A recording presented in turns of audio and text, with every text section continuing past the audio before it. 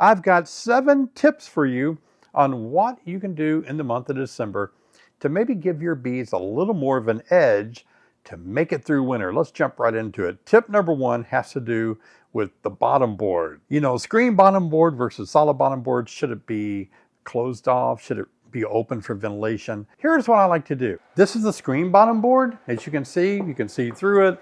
And so sometimes in the wintertime, if you're like me, you might feel like blocking that off more. Now you can block it off a couple of different ways. You can block it, you can cut this board so that it blocks off this entire screen. Or if you feel like you want a little bit of ventilation, you could cut it so there's a little bit of a gap here. I kind of prefer that because sometimes it snows so heavy here that it will block the entrance of my hive, and that's maybe the only ventilation they have.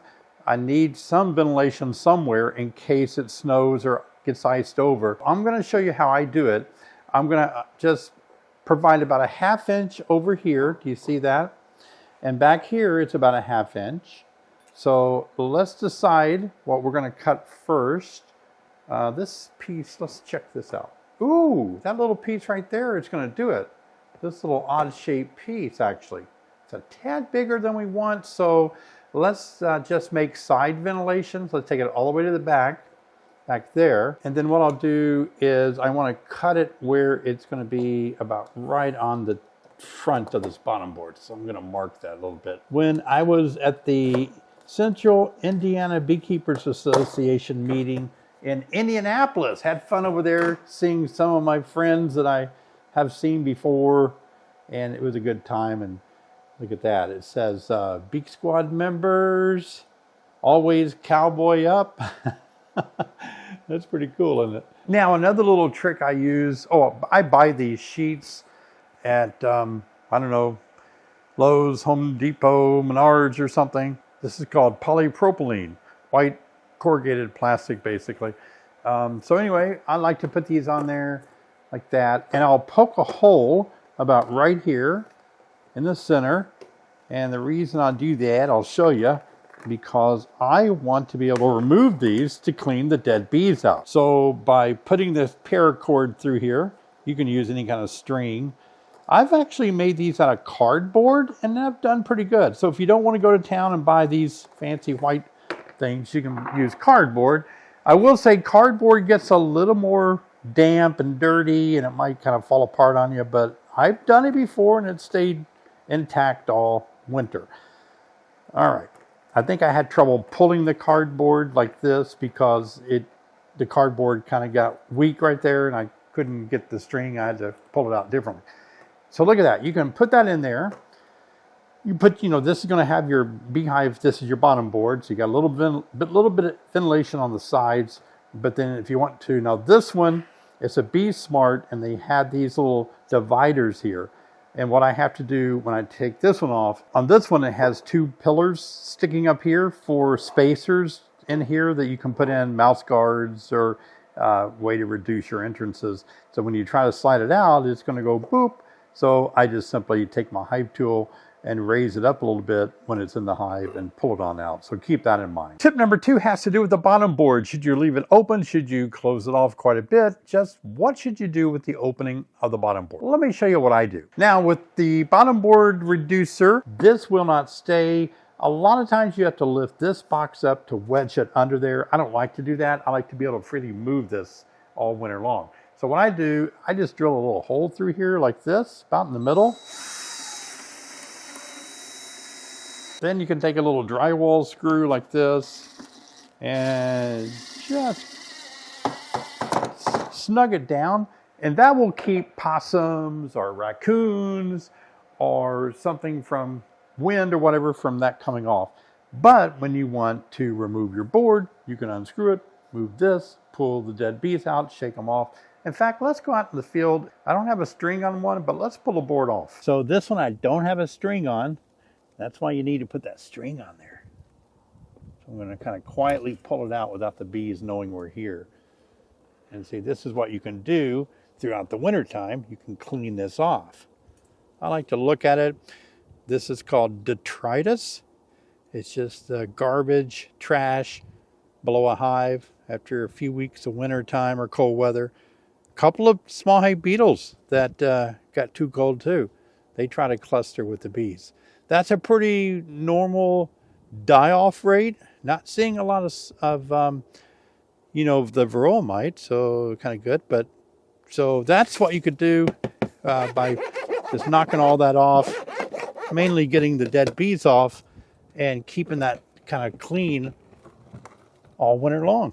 Tip number 3 is all about insulation. Now, before I talk about the next tip of insulation, let me encourage you to please join me for my live stream every Thursday night, 7 p.m. Central Time. Love to have you guys, hundreds of beekeepers from around the U.S. and around the world, join us every Thursday night. We have giveaways, I have a good teaching for you guys, and I answer your questions. So be sure, check this link out right here. Hope you'll join me Thursday night. Let's get back into this tip. Insulating your hive. And a lot of beekeepers feel like if they can insulate their hives, then their bees will make it through winter. Not everybody's bees are in top shape. They might still have a virus load from the mites, might have low resources or something. So insulation can help because the hives may be very unhealthy. So let's talk about insulation. You can see here I'm putting on some foam board. I've used these periodically over the last couple of decades, testing them out and seeing if that would help. It does help. As you can see here, I'm putting on some insulation, some bat insulation. By far, this has worked the best for me. And it really doesn't draw a lot of rain. You think it would just hold the moisture when it rained, you know, the fiberglass and all. Dries out really quickly. I was afraid when I first started using it a couple of decades ago that it would just get wet and soggy and stay that way. It didn't. And most of it I've reused year after year. And it does provide a good R value. You could tape it down really good with some Gorilla Tape. What I like most about it is it really is a good insulator, but it's real easy to install. You don't really have to cut and measure and get all the corners just right. It's just grab it, wrap it, tape it, walk away. Tip number 4 for December is about feeding your bees. I know that all of us would love to think that our bees don't need fed in the wintertime. And hopefully they have enough on board that they don't, but you never know. And so I always like to make sure my bees have extra food in addition to their own stores for insurance. That's why I created the Winter Be Kind board. As you can see here, putting it on the hive. I've still got my feeder on here, my Burns feeder board. Got a little insulation right there. Now the bees are down pretty far because it's cold. So in this case, I can pop this off and get my candy board on there before the bees start flying up here. I hope, fingers crossed. All right. I'm gonna get this. So here's the Winter Be Kind board, the candy board. And I'm gonna place it on here like such. Perfect, they didn't come up. I'm going to probably go ahead and place this other insulation board on here because I have it, but I don't have to. There's plenty right here, but it's here. I'm going to put that there. I'm going to put this on top, put my brick back on. Where I live in Illinois, it can really be a long winter, sometimes 5 months before the bees ever get to go out and gather up any resources. So in my case, putting on a Winter Be Kind, it's really going to be important. Now, some of you may use fondants. You may have your different philosophies of what you feed your bees. But one of the most important things to remember is let's keep some type of food that the bees can consume on our hives all winter long. Even when I have honey supers on there that I know the bees are going to use, I still like to put some feed on above them. Tip number 5 has to do with me putting a Winter Be Kind on, and you can see here, I gotta leave enough room up here because I learned many years ago by this Winter Be Kind having an opening at the top, it really does help the bees have an opportunity to defecate outside the hive during the wintertime. Honeybees are plagued with nosema in the wintertime. It's a microsporidium that lives in the guts of bees, and it just gets worse and worse and worse if they don't get a chance to defecate. Well, bees don't defecate in the hive. They have to go outside the hive. They're that clean, thank goodness. So in this case, I learned a long time ago that if I provide just a little opening at the top where bees can fly out just for a minute, go to the bathroom, come back in, gut health increased dramatically. Now it's just a small little gap. It's not going to make the bees cold. Remember, this is something I've done for a couple of decades now. I've made a lot of videos on how the bees survive with that little opening there. So it is very healthy, and I live where it's very cold. We've already had temperatures 10 below zero wind chill factors already. And so I live where it's very cold, not even winter yet. I've got 2 more tips to give you. Before I do though, let me encourage you to please subscribe to my channel. It's free, doesn't cost you anything. It just helps you be notified each time I make a new video. Don't you hate it when you watch a video and you really like it and you want to see another video, can't find it anymore? Well, by subscribing, you'll be able to look at all my videos and be notified when I make a new one. Let's get back to the final 2 tips. Tip number 6 is about the wind block. Stay tuned for tip number 7 because it might be one of the ones you ask me the most about. But let's jump into tip number 6. What about a wind block? Now there are a lot of options for wind blocks. You can always build something to block that cold north wind from staying out of your hive. And I think it's important to have some sort of wind block. As you can see here, I decided to put a lot of hives inside a bermed area to block both the north and the south wind here where I live. And that's helping those bees a lot. I've got more hives blocked by buildings. Buildings are a real affordable wind block because, they're already there. You don't have to build anything. Just put your bees on the correct side of it, whatever your predominant wind is. Many beekeepers have asked me about putting bales of straw or hay around their hives. And the thing about that, they will hold water. So be careful if you use that as a windbreak. Keep them about 3 feet away from your colonies. Don't put them right up against the colony.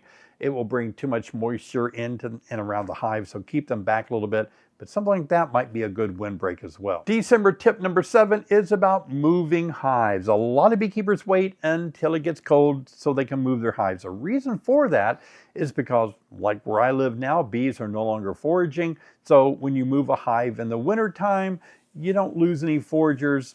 They're not going out. And when it gets warm again and flowers start blooming, the new foragers will just take a new orientation flight. So right now is a good time to move your hives, especially if you need to move them because they're in a very windy area and you found a better spot where it's less windier, so you can move them over there. And a lot of people ask me, how do you move hives in the wintertime? Well, as you can see here, there's several ways. I do it the easy way. I just grab a friend and strap on some straps. I sometimes put something on top of the top cover, like a big long 2x4 or a pole, strap it to the whole hive, bottom board and everything, and another friend can help you pick that up and carry it if you're not going too far. Even if you're going far, you can put it in a trailer it out there and lift it off pretty easy. But moving hives in the wintertime isn't that hard to do, and it really won't hurt your bees, but make sure you keep the box together. So tie down strap is important. Really tie it down tightly so the bottom board, top cover, all your boxes cannot separate. That's the key. And I would have a smoker going just in case. Now, if you want to see more tips on becoming a better beekeeper, I just made a really good video that I think will help you out how to be an interpretive beekeeper, how to really know how to keep bees. Check it out right over here.